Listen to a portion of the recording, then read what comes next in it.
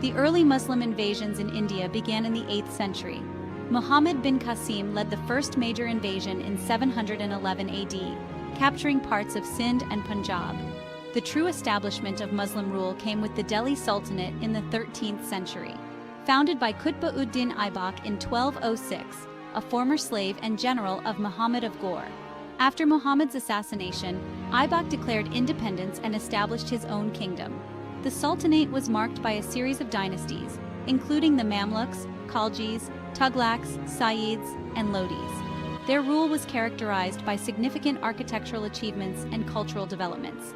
Despite numerous challenges, it laid the foundation for subsequent Muslim rule in India, paving the way for the Mughal Empire. Qutb-ud-Din Aibak ruled from 1206 to 1210. He was succeeded by his son-in-law Iltutmish, who ruled from 1211 to 1236, consolidating the Sultanate's rule.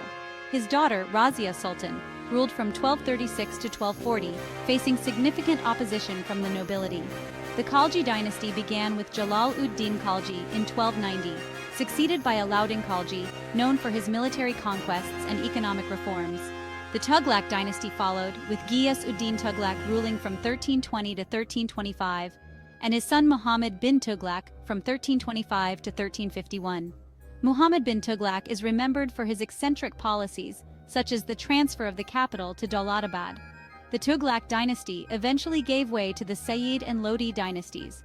Ibrahim Lodi's defeat by Babur in the Battle of Panipat in 1526 marked the end of the Delhi Sultanate and the beginning of the Mughal Empire.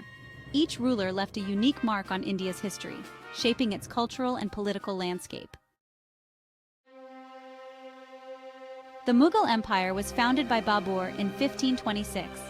Babur's rule lasted until 1530, succeeded by his son Humayun.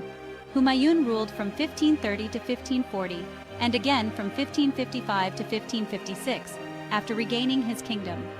Akbar the Great, who ruled from 1556 to 1605, was one of the most significant rulers in Indian history.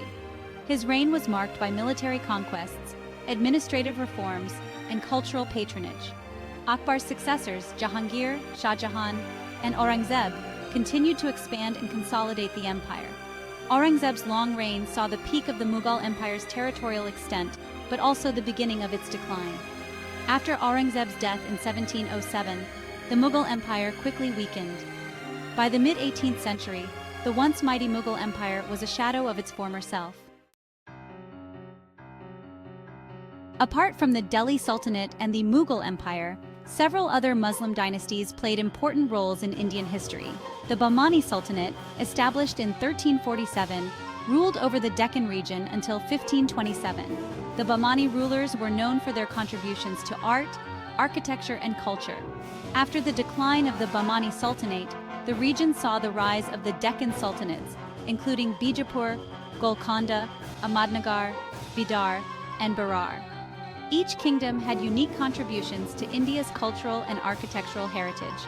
The Bengal Sultanate emerged in the 14th century, founded by Shamsuddin Ilyas Shah in 1352.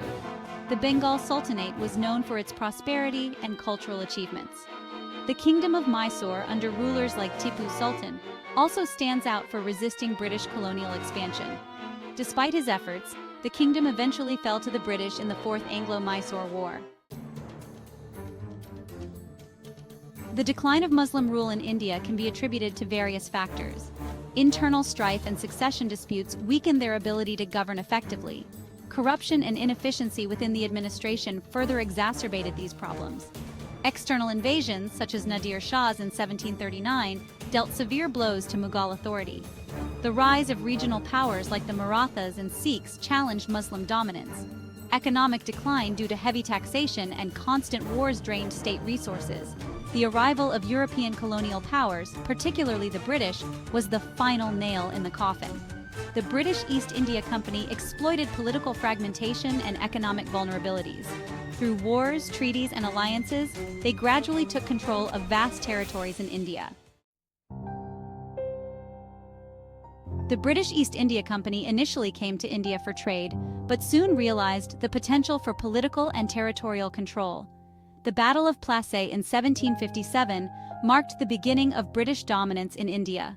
The company's victory over the Nawab of Bengal established British political influence. Over the next century, the British systematically expanded their control. The defeat of Tipu Sultan in 1799 and the annexation of various princely states solidified their power. The weakening of the Mughal Empire made it easier for the British to establish their rule. The Indian Rebellion of 1857 was the last major effort to resist British rule, but ultimately failed.